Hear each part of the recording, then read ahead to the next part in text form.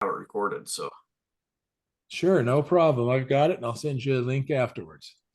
perfect. Thank you.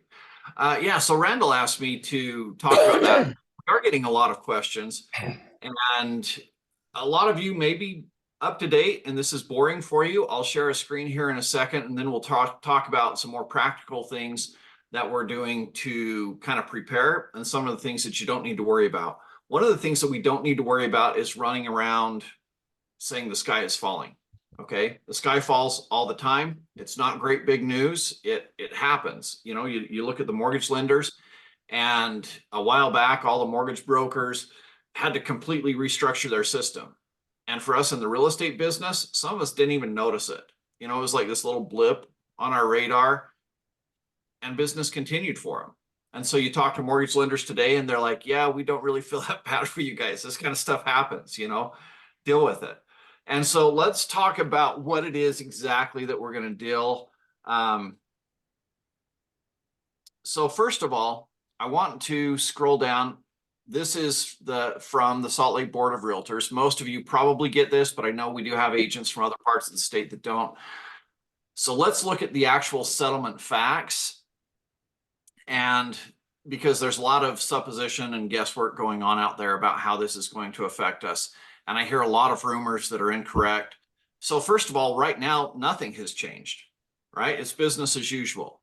However, we do get sellers that have seen the news, and they're calling up our agent saying, "Hey, we saw the news, and let's cut out the buyer agent commission.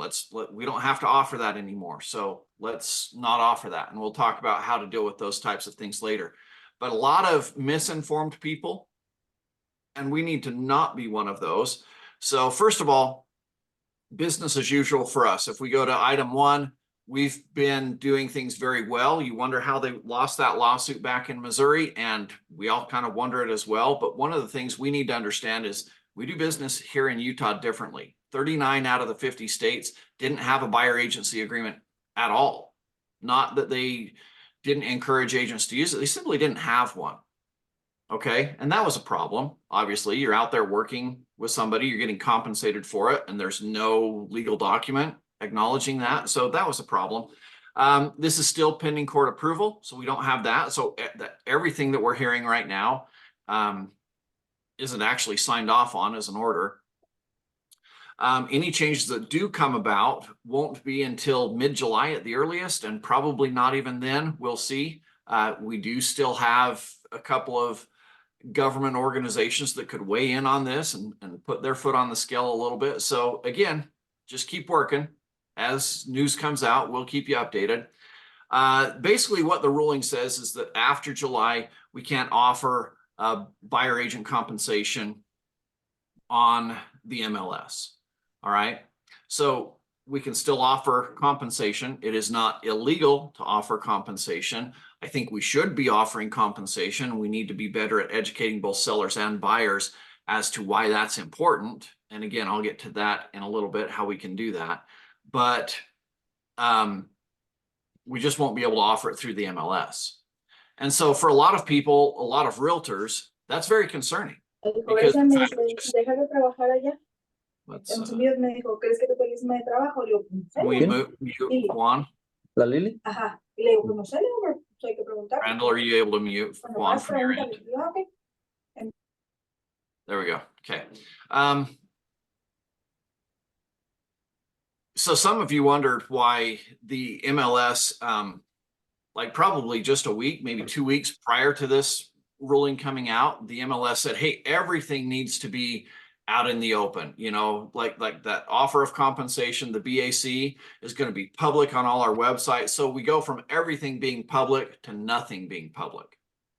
And it is a big hit. I mean, anytime you do away with transparency, I think it opens up risks for everybody involved, chances for people to be upset, chances for people to be sued more. And so as agents, I'm glad that you guys are taking your training seriously, that you're coming and that you're attending these things with Randall and I. And it's going to be even more important as the months come on, because these changes will put us and our industry more at risk. And so we have to do a couple of extra things to offset that risk. All right, you can publish buyer agent commissions on your own listings, on your own website. You can do it through the brokerage website. You can negotiate commissions in the purchase contract, and we've got two forms to do that. We've got the real estate brokerage commission and escrow instruction form. That's between brokerage negotiating with each other. And we can use the brokerage payment addendum, which is where, and if you're not familiar with both of those forms, I would write that down right now. The real estate brokerage commission agreement and escrow instruction form, and the real estate brokerage payment addendum. They are two different forms for different purposes. You need to read through those, make sure you understand what those are used for and how you can utilize them in your business. And then written broker agreements will be required nationwide. And a lot of people are throwing a big fuss about that, and I don't understand that. And Randall and I are completely on the same page here. Guys, if you're good at communicating your value, then you don't have a problem getting a buyer agency agreement signed, especially because so many other people aren't good at communicating their value. They haven't even bothered to try. And even from some very, very intelligent people that I know, they push back on this and they say, well, you know, we like to date the buyer a little bit and, you know, see if things work out and see if we mesh well. And, you know, and if they really enjoy working with us and we enjoy working with them. And that's insanity, guys. It's a horrible argument. And all I have to do to illustrate that is, how many of you would dream of doing that with a seller? Well, let me just throw the sign up in the yard a little bit and, you know, we'll negotiate a few contracts and you can see how well I can negotiate. It just sounds silly when we put it in those terms. And yet we have buyers trying to fight for this. No, what we need to do is we need to sit down just like we do with the seller, sit down, give them our presentation. This is everything that we're going to be doing for you as a buyer. Make sure that they understand your true value, because this lawsuit made it look like your value was finding homes. And in fact, the lawsuit said buyer's agents are irrelevant nowadays because we've got technology that allows us to, that buyers can find their own home themselves online. They don't need a buyer's agent anymore. And so we need to counter that by truly communicating our value of what we're going to be doing through the whole process. And then never represent to your clients that the brokerage services are free. Obviously, if we're filling out a buyer agent or a buyer broker agreement, we don't put zero in there. We put how much you're actually charging. And I've heard different things being taught. So the UAR attorneys, I've heard teach things differently than the CEO of the MLS. And one of the things that they differ on is this right here, is a strategy that they're talking about evolving. And the UAR attorneys have been teaching and training that you could offer like 1%. But if, you know, you could say, hey, I'm willing to work for 1% as a buyer's agent. However, if the listing brokerage is offering 3%, then I can take that.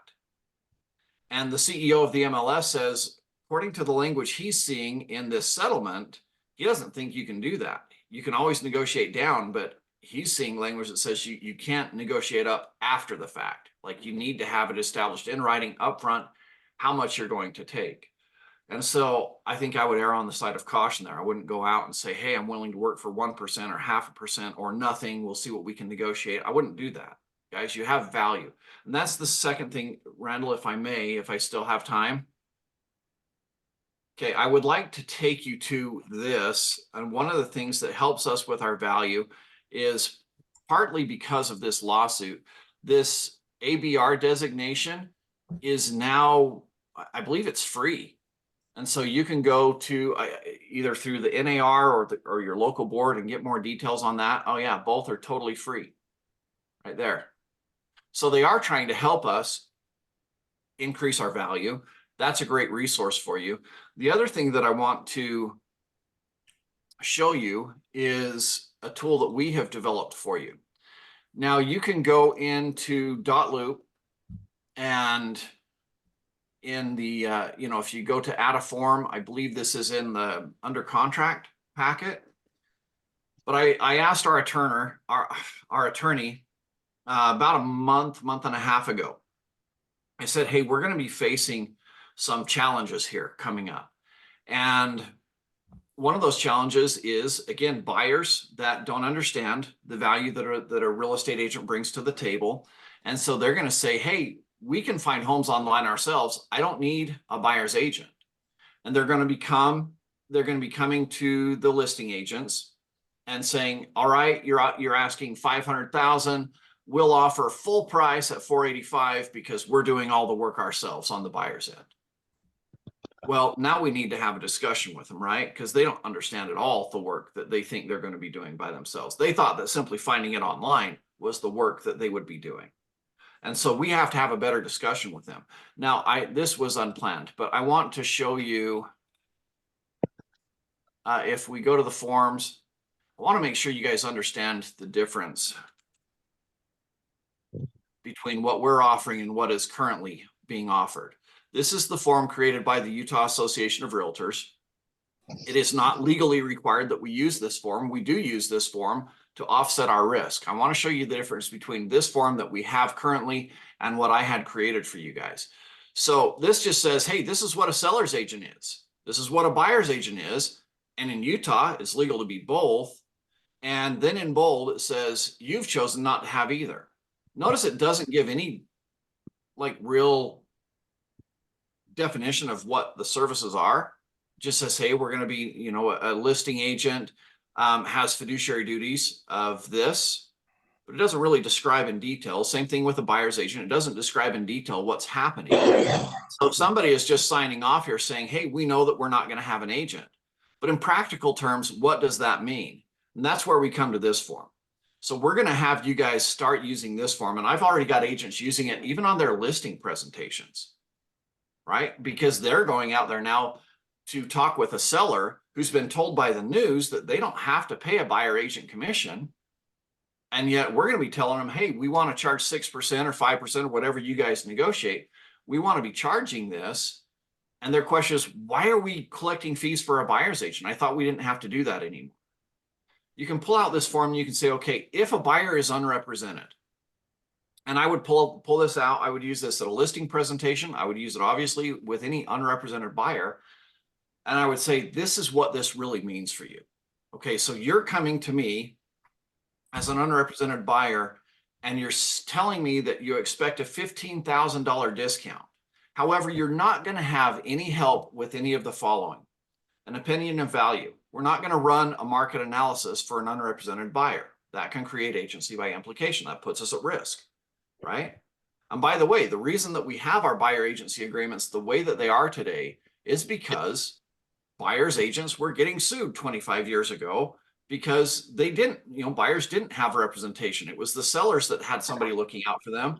Buyers were getting hosed, but I don't know the proper term for that. They were getting taken advantage of, and they got frustrated. They started suing buyers agents, right? So they need to understand we're not going to do all of this stuff. The other thing that this helps is for you as a listing agent or a buyer's agent understanding, well, if you're a buyer's agent, it helps you understand some of the value that you bring to the table. If you're a listing agent, it helps you know your own boundaries, because sometimes listing agents like, okay, we've got an unrepresented buyer. We do want to get it across the finish line. How much help can I give them? This tells you how much help you can give them. And it's not a lot. And if you're doing more than this, then you are putting yourself at risk with agency by implication and the chance that they could come back and sue you. All right. So we draw a pretty hard line here with this. Eric, yeah, there was a few years ago, there was an agent who got hammered by agency by implication, even though he said, we're not representing you. And the fine was $150,000. Jeez. Yeah, that's crazy. I see them all the time with little fines where somebody just wanted to help their friend or family member out and, you know, gave them some forms. And then later, of course, they weren't involved in the whole transaction. And so just because they gave them some forms, the person then went on and screwed everything up, as is likely to happen. And then, of course, when they called their attorneys like, where did you get these forms? Oh, my buddy over here gave them to me. Oh, well, thank goodness, because your buddy has E&O insurance. And so let's drag them into this. And don't worry, it won't hurt your buddy. We'll just hurt it'll go after their E&O insurance, which, by the way, is false, but attorneys will say such things because it gets more money. And I have seen friends, I've seen family members dragged in for just being helpful. Okay, we're not being helpful, folks. We are real estate professionals. If you weren't a real estate agent, then you could afford to just be helpful. but the law holds you to a higher level because of your agency, because of your knowledge, because of your training. So anyways, we're not going to provide you with value. We're not going to help you in drafting offers or counter offers. We can provide you with a blank state approved real estate purchase contract and blank addendum. And what I would do is I wouldn't even give them that form. I would point them to the Division of Real Estate website where they can find the form. That's basically all the Division of Real Estate provides is a blank purchase contract, a blank addendum, and they do provide the holding your earnest money with title company addendum. Okay, that's a state approved form. So that's basically all that they have at their disposal to use. And we don't get to help them fill that out. We're not going to help them meet their deadlines. We're not going to give them any reminders. Hey, by the way, are you going to be doing an inspection? Hey, by the way, your finance and appraisal deadline's coming up. You know, we haven't heard from the appraiser yet. We're not going to be doing any of that stuff. Okay. Assistance in conducting their due diligence and financing. Now, this is a big one because it encompasses so many different things, but we're not going to recommend inspectors, lenders, appraisers, or title companies. If we recommend somebody to them and then that person drops the ball, again, we've just incurred some liability and we've acted like their agent. We've acted like we're representing them, which is agency by implication. So we're not going to do any of that stuff. And we're not going to help them negotiate all those people getting into the property. I mean, everybody's going to need notice to get in there. All of these things are things that real estate agents do. Here we've got all of the different things that they could do. We're not going to be helping with any of that. We're not going to hold their earnest money. All right. We're not going to help review their seller's disclosures or title or CC&Rs, which can be hundreds of pages. We're not going to be doing any of that for them. We'll give that to them. We're not going to help them review it all. We're not going to point things out to them. And last, we're not going to be negotiating on their behalf.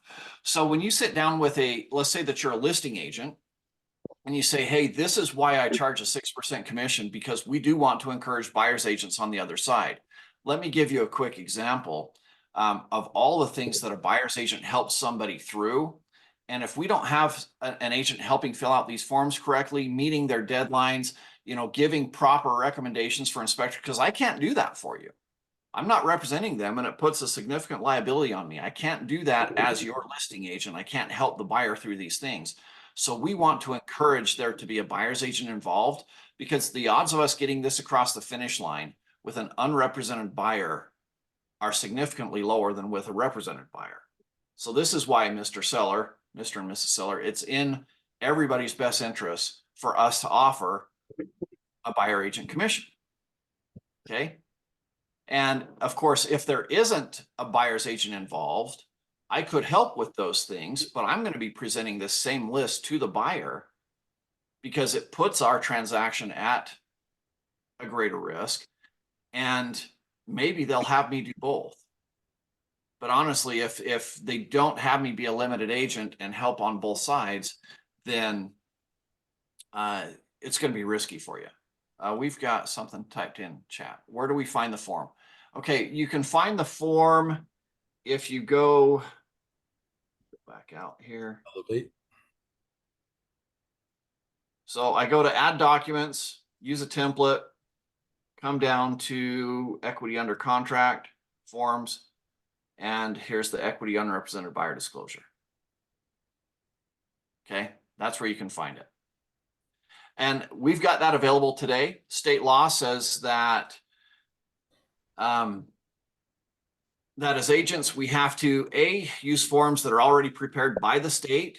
Absent those forms, or if those forms don't meet our needs, then we can use forms created by an attorney of our clients. And absent that, we can use forms created by our own attorneys. So this is something that we are able to use. It's legal. It's created by an attorney, not by me. It was created by under my direction, but not by me. It was by our attorney. That's an important distinction under the law.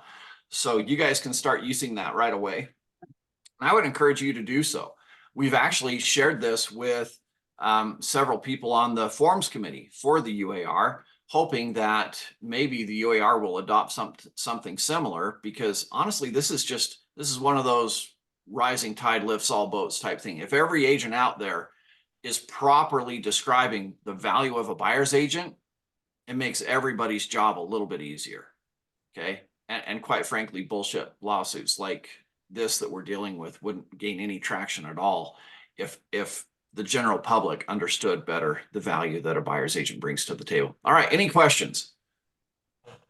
So I've always thought that it was interesting. I mean, for me, I'm still baffled how this thing ever came about, because I sell a lot of houses. I flip a lot of houses. I think we maybe have 8 or 10 houses we're flipping right now.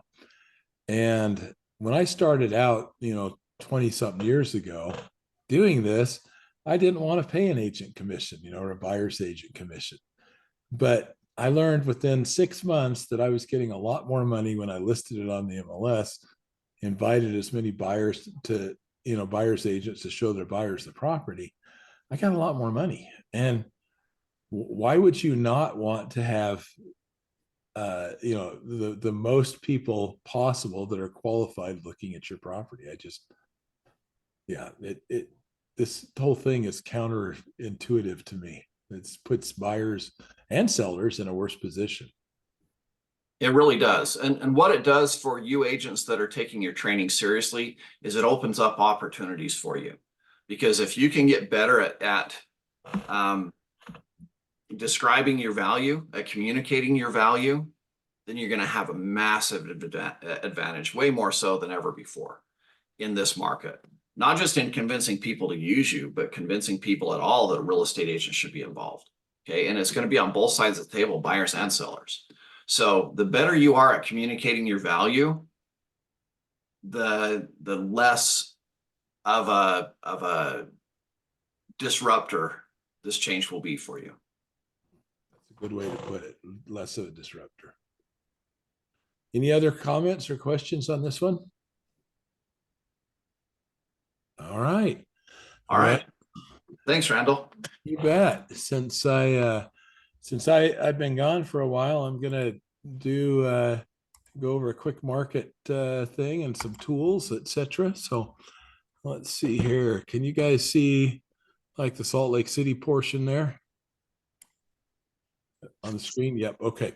All right. Good. Well, we can see home prices are down 550, 551, almost 552. It looks like for Salt Lake. This area here, the Salt Lake County, it was at 680 here a couple of years ago. So we've seen a drop, but it looks like there's some interesting things happen in the market. Overvalued, I can look here, and if I could probably even go far. What's the farthest county south that we have? Was it the Monica? Where did you say you were from again? I'm in Box Elder. I'm up north. Oh, sorry, up north. Okay. Box Elder. So I was trying to see here somewhere if I got Box Elder. It doesn't look like it's showing me Box Elder. Darn it. But we're still seeing overvalue in the market. And basically when they figure overvalue is where they take the average earnings for the average person and can they afford a house, etc. But there are some positive things that are happening, at least in the moment.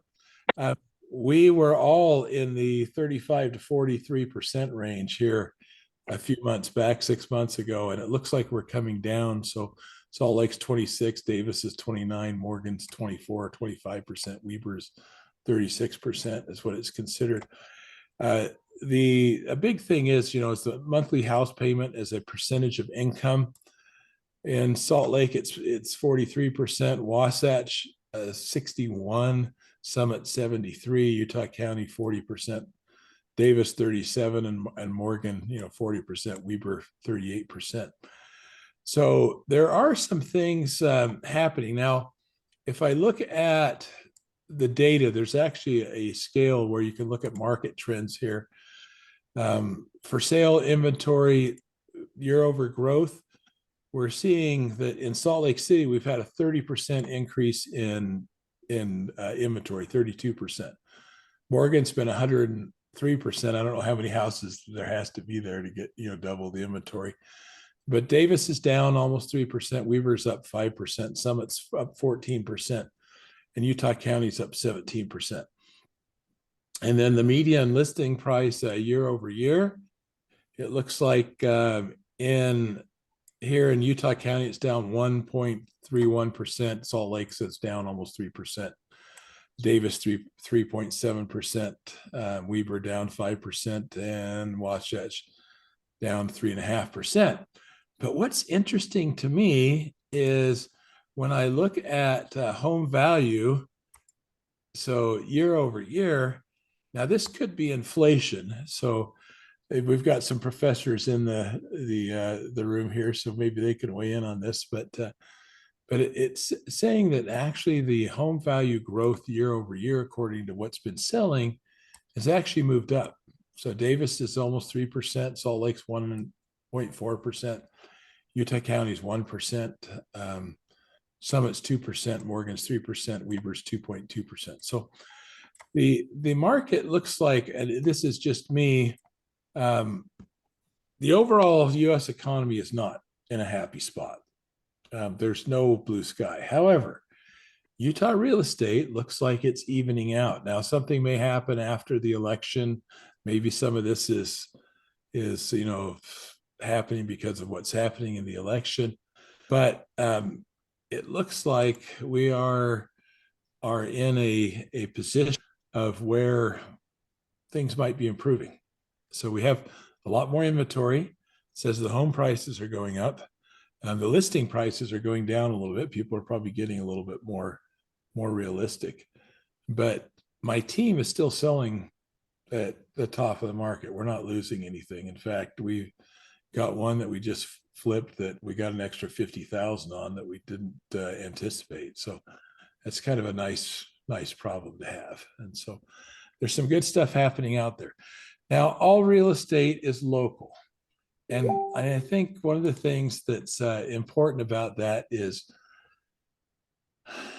so I've been in this market in Utah since 2005, really, and went all the way through the downturn. And I killed it. I killed it from 08 to 13. Some of the best years of my real estate career.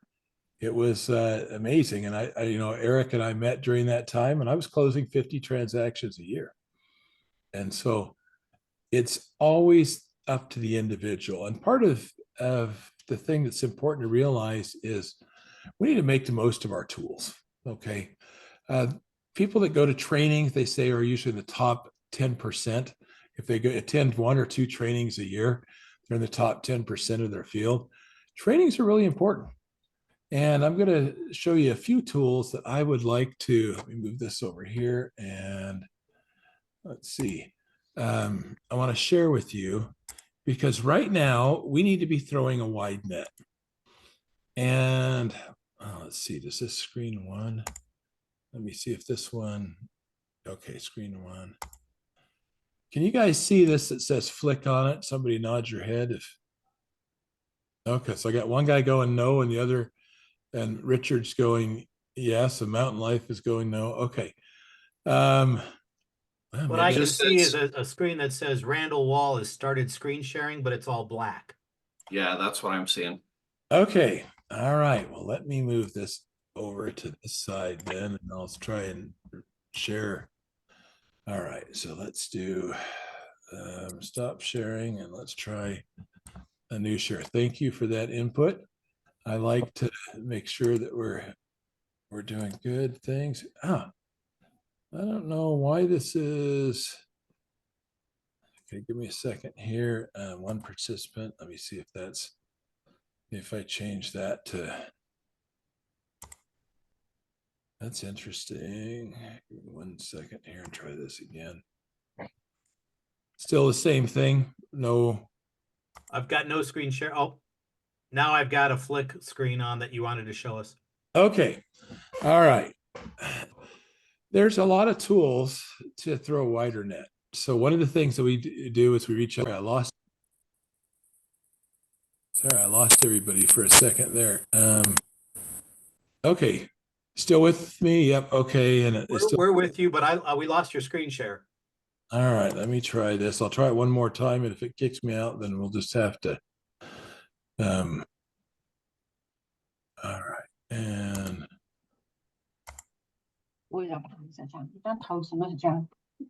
All right. So you guys can see that one now. Flick. We can. Okay. Yes. All right. So there's a lot of tools out there. This is just, I'll show you a couple of them. But Flick is one way to manage your social media. The Facebook and Instagram, I think they've got a free section, or at least a free trial area. And so that is it's a, let's see, somebody is talking on my, hold on here. Let me see where I can mute anybody that's not muted. If you want to mute yourself and then unmute when you need to talk. But this one is able to schedule your posts. All right. Now I'm going to tell you a little bit about Facebook. Do you guys like looking at people's business Facebook pages? Those who are there. No, none of us do, right? So from personal experience, I can tell you that I've had a lot more success when I just run my personal Facebook page and I do the occasional posts on real estate. And it's good to post stuff on real estate because people actually look at it. I usually get around 70 people that'll look at the real estate posts. And so if you can put something out there that's informative, like this is what's going on in the Utah market, or this is how you get the max value for your house, or something that you can put out there of interest, schedule those posts. And they don't have to be super long. But one of the things that I like using a lot, and I've really, initially, I was really not happy with it, is Chat GPT. So have you guys seen Chat? Can you see that screen there that says Chat on it? Okay, good. All right, so here is, let's see, create a Facebook post.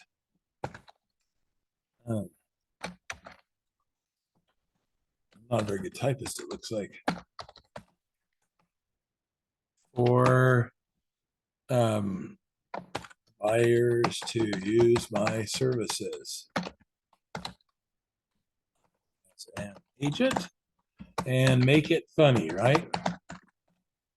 So I can come here, I can do letters, I can do posts on Instagram, Facebook, etc. And so it's taken a second here. It does it with all these little logos or little icons, and then it'll make it bold, etc. So, hey everyone, you tired of swiping lefts on homes that don't spark joy? Well, lucky for you, I've got more matches than a dating app in peak season, and I promise they won't ghost you after the first showing. All right. So, even if you're not funny, I'm not that funny. Now, Eric Lee's pretty funny. He's got a great sense of humor. And, I am just not that humorous. But he is. However, with Chat GPT, I'm a laugh riot, and it just gets better. And if you don't like this one, you just come down at the bottom here and hit regenerate. And so it pops in there, and it's going to give me a different one. And then you can figure out which one you like, or you can take parts of two of them and put them together. But I would suggest using this on a lot of your posts, because here's the reason I use this. Now, I'm actually a better writer than Chat GPT is. I just have to say that. I've been published 30 times and internationally, and I like writing, but it takes me for freaking ever to do it. When I was doing a 1,500 word article for, Inc. magazine or whatnot, I would have to do about 10 rewrites on it. And so it was an all day affair getting that 1,500 words down. But with this, I can cut my writing time, my creation time down to almost nothing. And so that's something you can look at. There's a free version. I use the paid version. I also have Jasper. It's another paid version. But it's something that can help make what you put out there a whole lot more interesting. And let me drag this over here and see if this works. Can you guys see Canva? Mm-hmm. Okay, Canva. All right, Canva is a great little utility. And wait, we don't see it. It's not on your On the screen. screen It's now. not sharing. not? All right, let me stop sharing. I tried to drag it onto the top. Now let me try and share again. Okay, so here's this here. So here's Canva, and Canva gives you a whole variety of different things. You can do documents, YouTube banners, videos, if you're looking for an agent logo, you can do that. Put a story out, Facebook post, landscapes. I mean, there's a lot you can do in there. Chat GPT for me has been the easiest for that. But if I'm looking at, some of the projects, there's all kinds of designs that you can use, brands.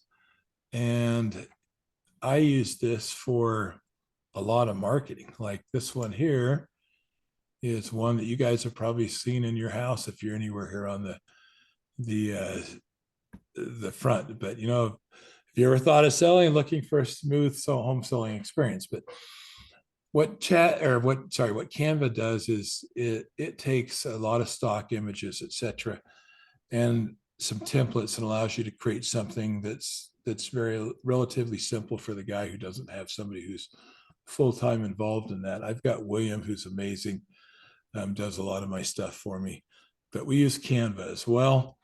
And when you're out there casting that wider net, some of you guys saw the video I did on casting wider net. You need to use all the tools possible. Okay. You want to get out there and reach as many people as possible. And people keep saying, well, Randall, what's the holy grail? How do you find these houses? How are you finding these clients? What are you doing? And I've got to tell you, there is no holy grail. It's being a lot of places, a lot of the time. It's being consistent. For those of you that have not heard Eric's presentation on the ideal day, is that on YouTube, Eric? It is. Yeah. Yes. If you go to Elite Agent Training, well, if you go to YouTube and put in Elite Agent Training, you can follow it there, but it's one of the standard trainings that I do for Thursday. Yeah, it is so good. And it's That about, where Randall's training is also the one on casting a wider net. I've got a different one. That one on YouTube as well on the. That one's probably, I'll have to pull that up and see which one it's on, but it's, I've got multiple YouTube channels, and I need to, let's see if this one is, yeah, okay, so here it is. I'll put it in the. Unlock the full potential of your real estate business with effective strategy. So that's Flicky. I use that to create video, but there's some other video creators as well. Let me put this in chat. Thank you. Yeah, somebody says the plugin, somebody doesn't like using chat. I'll have to read that for a second, but I've never had any problem. It says, well, hacking your system and process the local data. The plugin. There are chat. There's lots of different plugins. You're using a plugin. It's what was There's that? lots of different plugins for Chat GPT. So Yeah. So I guess you find the right one. So this one should be, there's the one I did on, how to increase your client base in just 7 minutes, spreading the net. And I use somebody else's voice because I don't have a very good voice. But so I wimped out and used somebody else's voice. Video Maker. Okay, so the video is something people like video as long as it's short. I'm using Flicky. This one is actually really good, and it's let me share the screen here. It's good because it's easy to use. Now, one thing that I want to tell you about technology is technology is a great thing as long as you use it. All right. We have been providing KV Core, which has been supposedly one of the best platforms, ever, as far as the CRM, etc. But what is it, Eric? Like 12% of our agents used it. yeah, I think it's even less, but Yeah, and so we'll probably get rid of that when our contract runs out in a couple of years. Most people prefer to use the Pro Agent CRM that we've got because it's easy. No, I used to use Top Producer. I freaking hate that because it's a 40-hour learning curve. And every time I brought somebody new onto my team, there was a whole week of wasted time while they got up to speed on it. And I couldn't even stay up to speed. And so I like to use things that are simple. But when you're looking at tools and that, Animoto is really good. You can do a lot of video there. You can get started for free. It's got reasonable pricing. These are just different tools, but it's nice sometimes to create some basic video. And it's got templates that are, I mean, look in here and see the real estate templates. Promote your business, loving memory. Here's real estate over here. New real estate listings, explainers, etc. Top trends. There's a lot of things you can do where you can just cut and paste little segments of video. It's got, I think, a million photos, a million video segments that you can use free in there. So there's a lot of tools that are available in there. And I'm going to leave it at that. I don't want to overwhelm you. I've got a few more that I could share, but those few are good. The important thing is you got to throw a wider net, which means that if you were calling 5 people, you ought to be calling 10 a day. Okay. If you were doing 1 Facebook post a week, it might be good to increase that to 2 or 3. You want to leverage yourself. The key is leverage. There was a guy, unless you're probably my age, most people don't know who John Paul Getty was, but he was the most wealthy man on earth. More money than everybody else. And he said, he was famous for saying, I would rather have 1% of 100 men's labor than 100% of my own. Now, I have a pretty good life. And my life is good because I've got amazing people on my team. I've got people that handle the door knockers, and I've got people that go out and put out anywhere from up to 60 or 80 or 100,000 door hangers in a month.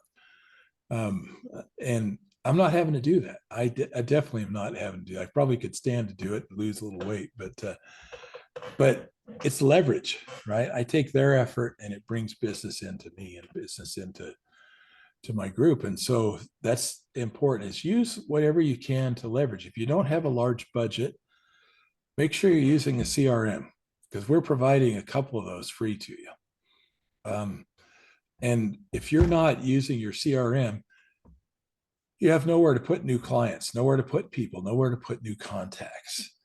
And conventional wisdom says that if you contact 12 people 12 times a year that know you and know you do real estate, you're going to get 1 transaction out of them. The average time spent prospecting for real estate agents, do you know what the average time is? The average is for real estate agents, does anybody know? In a week? An hour. Okay. It's an hour a week. I have never seen anybody that actively prospected for 3 hours a day that didn't close on a regular basis. Okay.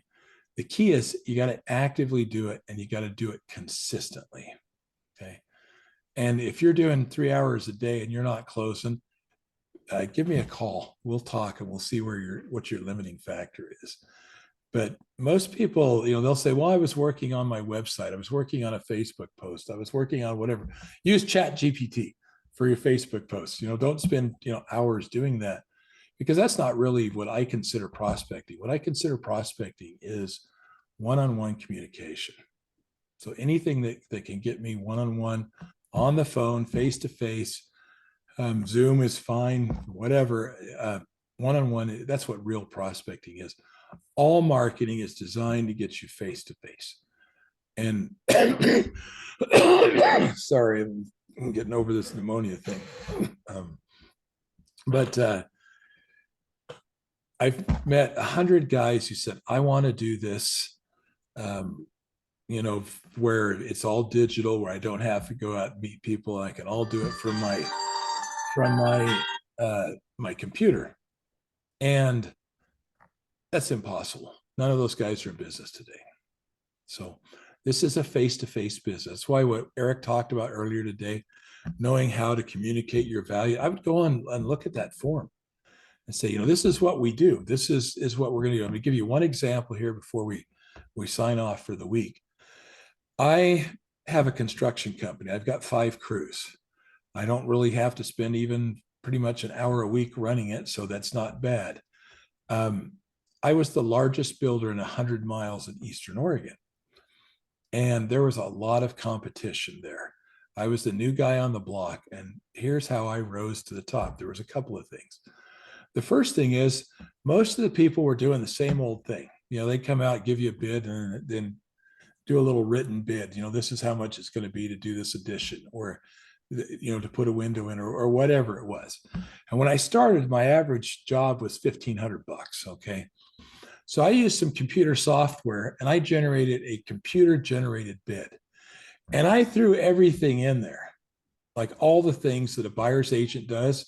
I threw it in there, except for it was building oriented. So I said, we're going to use, you know, 16 penny nails that are rated for 1,600 pounds shear strength. So a 16 penny nail is a standard framing nail. Okay. 1,600 pounds shear is what you can find on the internet. Every single builder out there used the same dang nails that I did. Okay. You know, we're going to, you know, put up fire rated walls for 30 minutes because we're using half inch sheetrock. Every wall uses sheetrock. They're all rated for half an hour. And so I put all that stuff in there, and I broke it down into minutia as far as the value. Okay. So that was part one. Part two was leverage. There was one major building store. There was no Home Depot there. It was Copeland Lumber. So I went to Copeland Lumber. I became best friends with everybody that worked the counter. I never forgot birthdays, wedding anniversaries, or holidays. They got movie tickets. They got passes to special events, and they got lunches and dinners out. And I would send them out to dinner with their wives. Here's a coupon for dinner with your wife. I got 90% of the referrals from that location, from their locations, and nobody else did that. It was always interesting to me, but I did it, and I became the largest builder in 3 years, going from $1,500 average jobs to $30,000, and then on up into the millions. So it works in real estate as well. And in that same area that I was living at, was Burns, Oregon, there was a 24% unemployment rate. And there was about 100 houses on the market at any given time. And there was only 2 to 3 houses that sold a month. That's a pretty tough market. But one thing I learned was it didn't freaking matter as long as one of my houses sold every month. Okay. Doesn't matter what's going with everybody else. Doesn't matter. There's only 2 out of 100 selling each month. As long as my name was on them, it didn't matter at all. And so that's something that's key. So I got somebody asking here about mailers. Yeah, mailers are good. You know, I mean, so if I'm going to do my hierarchy of, and I can do a whole session on mailing coming up, but mailers are expensive. Okay, mailers are time intensive, and you can pay somebody to do it for around $1, you know, a letter. But the first best is face to face. Okay, the next best is a phone call. The third best is texting. Okay, and the fourth best is Facebook messaging, and then, you know, it goes down from there. So face to face, phone call, texting. You should have all of the phone numbers of your clients and prospective clients. Start texting them. I make money every single month off of texting that I do. So one of the things that I do is I also text agents. So you've probably gotten a text from me, or it'll say Trevor Thompson, which is also me. But it'll say we pay $1,000 on top of your commission, your regular commission. If any agent brings us a deal, as soon as we go under contract, we pay a non-refundable $1,000. Do you think that gets me some business? Absolutely. You know, so we go under contract, we pay $1,000 just when we go under contract, and whether we close or not. And I think I've closed on everything in 20 years. I think I've backed out of two contracts, but that's it. But I do that through texting. You know, and it works. And so texting is very effective. And so you should be able to do that. Any questions? All right. Thank you, Eric, so much for letting us know. Thank you, Randall. Market, and love seeing you guys. And we'll see you guys again in a week, and we'll have some specific things that help you do your business. And I'm going to prevail on Eric again here in the near future to talk about the ideal day, because I am very right brain, not very left brain. And the ideal day takes right brain people and forces them to be very consistent and into the channel of consistency, which gives you success. So look forward to talking to you next week, and thanks for being here. Randall, do you do this every Monday at 9? Every Monday at 9, Is it the same Zoom link? same Zoom link. Do you mind if we jump in? I like hearing other people other than me. Yeah, Get tiresome absolutely. sometimes. Yeah, we'd Okay. love to have you do that, and yeah, we'll go from there. So thank you. Awesome. Thank you. You bet. Take care. Bye. Thank you, Randall. Thanks, Eric. Thank you. See you tonight, Randall. Bye.